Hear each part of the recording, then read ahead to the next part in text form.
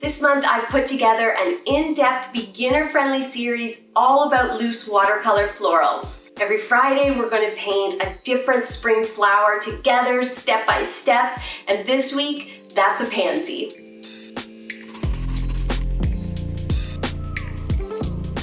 Hey friends, what's up? Welcome! My name is Shayda Campbell and this is video 4 in our spring watercolor florals series. Today we're going to paint a pansy. We're going through it step by step. We'll talk about the colors used and the supplies and just break everything down, make it real simple. There's nothing extra, just how to paint a pansy so you can build your skills and get creative with the artwork in your own way. If you're feeling like you need that little bit of extra help and guidance, head to my Patreon site to download the Pansy Watercolor Worksheet. It shows you step by step how to paint a pansy and hopefully will give you that extra boost of confidence. I can't show you the whole worksheet here because some people were saying that they actually froze the video and just copied off that. I'm like, okay, first of all, mean. And second of all, you gave up your own gig, so now we're just showing the sample. Head over to Patreon, get the real worksheet, and support this channel in the process.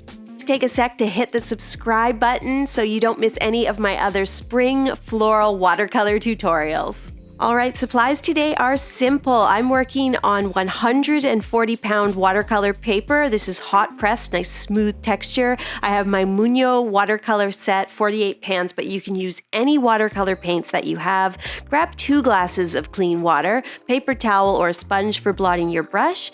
And then I like to work with just a couple of round paint brushes, and I'm using a number 4 as my small brush and a number 8 as my larger brush. Okay, let's talk color mixing real quick here. For my color palette, this is all listed on the worksheet, but just really quickly, I have black, violet, light blue, I think I grabbed Naples yellow, phthalo green, sap green, and white. And the first color I'm mixing up here is actually a whole lot of white with just a little hint of that purple or violet. You could also mix violet with just a lot of water to give you a very, very light purple. And then using the number 8 round brush, I'm going to begin my pansy by painting that bottom petal. So just a big, wide brush stroke, just add lots of pressure and kind of move the paint around until you get a petal shape that you like. And then we're adding 2 more petals, 1 on each side, leaving a little line of negative space in between each. Okay, so that's the first 3 petals done in the light purple. Now what we're going to do is grab a really nice dark purple, dark violet on the end of our brush, and we're going to paint the tops of 2 more petals. And I'm kind of doing the little thin brush strokes all together here to create the tops of 2 more petals, kind of like the top of the letter M peeking out.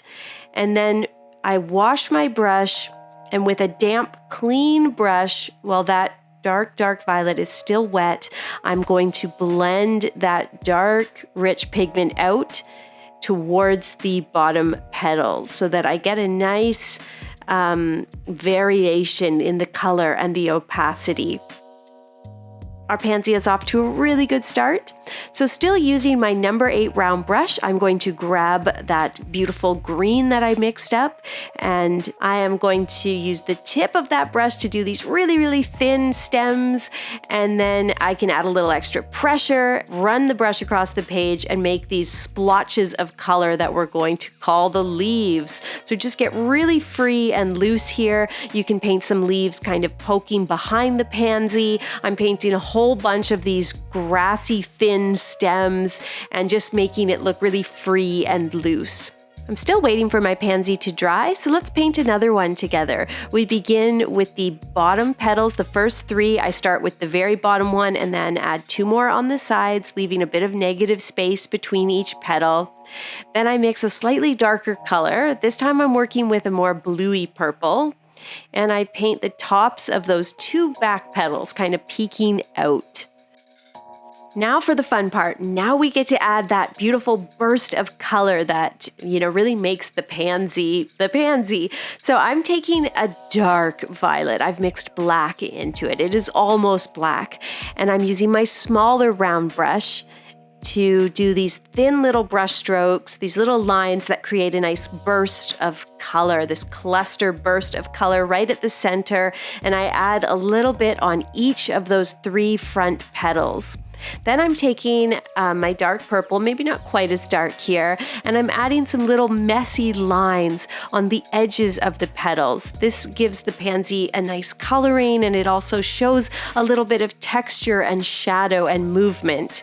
We can also add those dark lines across the top of the back petals. You might even want to go almost black for that if you've gone really dark like I have. And of course, not all pansies have the same coloring. You definitely want to look at some photos when you're painting pansies because they're all so interesting and unique. And using this wet on dry technique where you can be very precise and you're layering color on top of dry color, you can create some really gorgeous flowers that look just like they do in life. So for this little one here, I just did the little gray lines. And then of course we need to add our yellow in the center. And that's when it's really like, ooh, that's a pansy. They look so good and they're really fun and simple to paint. Continue to layer a little bit of darker color if you like, adding shadow and a little bit of texture. And really that's about it for our pansies.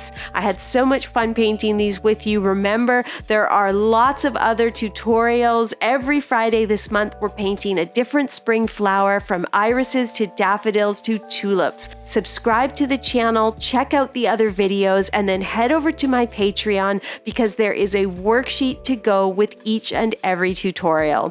Thanks for watching, and I'll see you soon.